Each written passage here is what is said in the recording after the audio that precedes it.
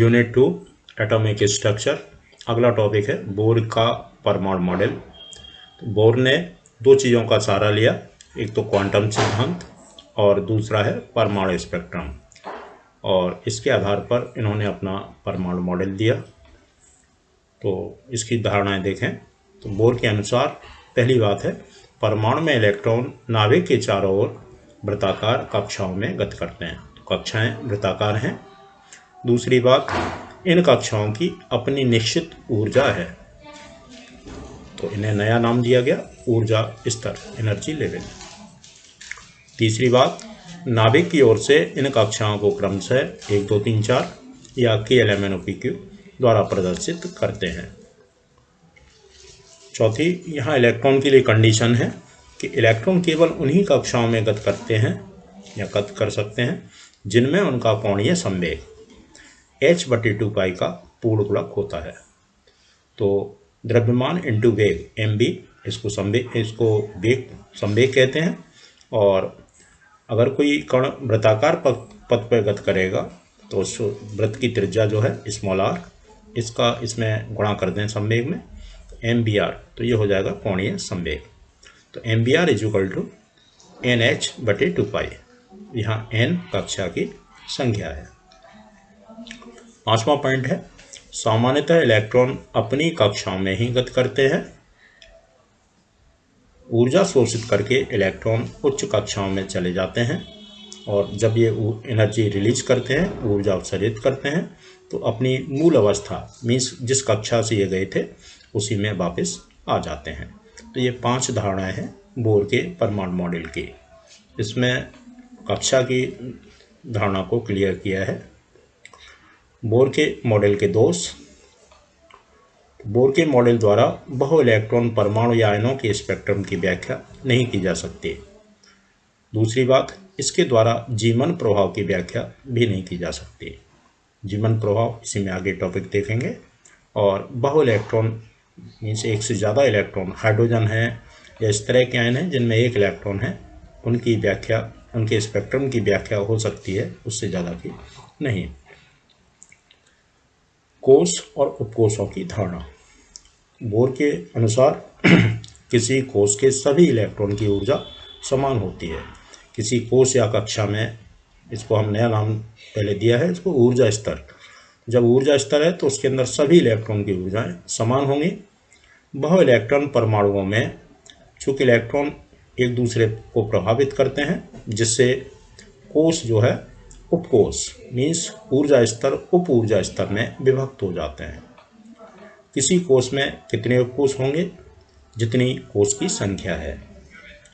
आगे इसको समरफील्ड के मॉडल द्वारा बताया जा सकता है। किसी कोष के उपकोष S, P, D, F आदि संकेतों द्वारा निरूपित किए जाते हैं। ठीक है, हमें अभी हमारा S, P, D, F 4 उपकोष से ही अपना काम हो रहा है। जैसे पहला कोष है तो उसमें एक उपकोष होगा और वो उपकोष होगा S, उसके आगे 1 लिख दिया, मीन्स पहली कक्षा का एक उपकोष है 1S। ऐसे दूसरी में 2 होंगे 2S और 2P, तीसरी में 3, चौथी में 4। तो SPDF जो उपकोष हैं उनमें अधिकतम 2, 6, 10 और 14 ये इलेक्ट्रॉन हो सकते हैं। इनको हम किस तरह से दिखाएंगे? S2 ऐसे ही बोलते हैं। S में 2 इलेक्ट्रॉन है तो S2, P6, D10, F14। ये कोष और उपकोष की धारणाएं हैं। इसके बाद कुछ सामान्य जानकारी, जैसे समरफील्ड का परमाणु मॉडल। इसमें पहली कक्षा के इनकी जानकारी देखें। पहली कक्षा के अतिरिक्त अन्य सभी कक्षाएं वृत्ताकार न होकर दीर्घ वृत्ताकार होती हैं। वृत्ताकार में मीन्स दोनों ही अक्ष समान हैं, एक्स और वाई अक्ष, और जब एक अक्ष कम कर दें दूसरे को बढ़ाएं तो ये दीर्घ वृत्त की रचना होती है। तो समरफील्ड के अनुसार पहली कक्षा के अलावा शेष सभी कक्षाएं दीर्घ वृत्ताकार होती हैं।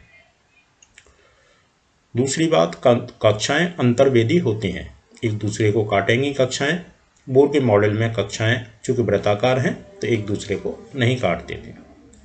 तीसरी बात जो है, ऊर्जा स्तर का उप ऊर्जा स्तर में विभाजन होता है, मीन्स कक्षाएं उपकोषों में बटी होती हैं। चौथी बात, किसी कक्षा में उतने ही कोष हो सकते हैं जितनी कक्षा की संख्या है। अधिकतम 4 लिखा हुआ है ब्रैकेट में, इसका अर्थ है हमारा काम 4 ही उपकोष जो भी चर्चा की है, एस, पी, डी और एफ, इनसे ही। जीमन प्रभाव या स्टार्क प्रभाव, दोनों ही प्रभाव एक से ही हैं। ये चुंबकीय क्षेत्र में है, ये विद्युत क्षेत्र में है। तो चुंबकीय क्षेत्र में या विद्युत क्षेत्र में परमाणु स्पेक्ट्रम की जो सूक्ष्म रेखाएं हैं, सूक्ष्म रेखाएं हमने देखी थी परमाणु स्पेक्ट्रम की, तो ये कोष को बता रहे थे। तो ये अति सूक्ष्म रेखाओं में बट जाती हैं।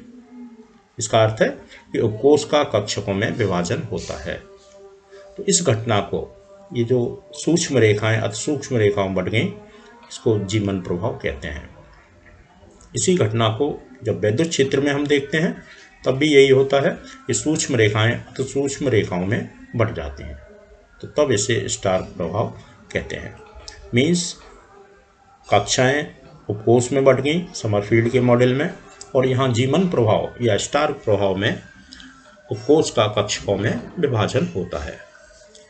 इसके बाद इसमें अगला जो टॉपिक है, ये चूँकि रदरफोर्ड की कमियां बोर ने निकाली थी, तो यहाँ उसमें आखिरी जो कमी थी कि इन्होंने कक्षाओं में इलेक्ट्रॉन को नहीं बांटा है।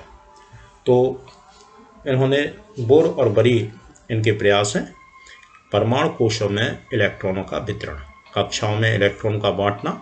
तो इसके लिए इन्होंने ये 5 नियम दिए हैं, और इन 5 नियमों के आधार पर हम किसी भी कक्षा में, किसी भी परमाणु की कक्षाओं में इलेक्ट्रॉन वितरण कर सकते हैं। पहला पॉइंट है, पहली जानकारी है, किसी कक्षा में इलेक्ट्रॉन की अधिकतम संख्या 2n² होती है। यहाँ n क्या है? कक्षा की संख्या। तो हम किसी भी कक्षा में ज़्यादा से ज़्यादा कितने इलेक्ट्रॉन होंगे इस 2n² से निकाल सकते हैं। n का मान 1 रखेंगे तो पहली कक्षा में अधिकतम इलेक्ट्रॉन 2 आएंगे। ऐसे ही n बराबर 2 रखें तो दूसरी कक्षा में 2 का वर्ग 4 दूनी 8 इलेक्ट्रॉन होंगे। तो इस तरह से हम किसी भी कक्षा में अधिकतम इलेक्ट्रॉन निकाल सकते हैं। दूसरी बात, सबसे बाहरी कक्षा, अंतिम जो कक्षा जब हम विन्यास करेंगे तो हमें देखना पड़ेगा कि अंतिम कक्षा में 8 और उससे अंदर वाली कक्षा में 18 से अधिक इलेक्ट्रॉन नहीं हो सकते हैं। मीन्स हमें देखना पड़ेगा कहीं बाहरी कक्षा में हमने 9 कर दिए या उससे अंदर वाली कक्षा में 18 से अधिक कर दिए हैं तो वो भी विन्यास गलत होगा। तो ये 2 सामान्य जानकारी हैं। उसके बाद 3 जानकारियाँ ऐसी हैं जो बार बार रिपीट होंगी जब आप एक एक करके इलेक्ट्रॉनों को भरेंगे।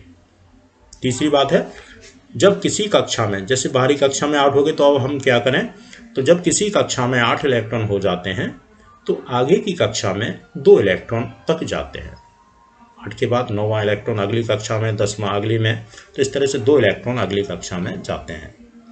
अब इसके बाद 2 इलेक्ट्रॉन के बाद क्या होगा कि अंतिम कक्षा में 2 और उससे अंदर वाली कक्षा में 9। यहाँ हमने 8 से बढ़ा के 1 और बढ़ा दिया, 9 हो गए।